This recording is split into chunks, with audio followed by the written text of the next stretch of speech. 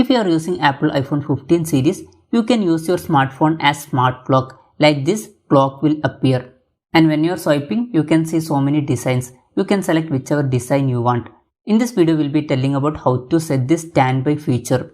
Anyways, for that, you need to enable some settings. First, open phone settings. When you are opening phone settings, you can see one option standby. Click on standby. When you are clicking on that, you can see one option standby. Sometimes by default, this will be turned off. If you want to enable this smart clock feature, you need to turn this on. When you are turning on, that feature will be enabled. Not only this, some more things you should keep in mind. If you want to convert your smartphone into smart clock, you need to connect your phone to charger and you need to keep your phone like this. When you are doing these two things, your iPhone 15 series will act as a smart clock. So this way you can easily use your Apple iPhone 15 series as smart clock by enabling standby feature. Hope this video was helpful for you. If you find it helpful, consider subscribing. See you in the next video.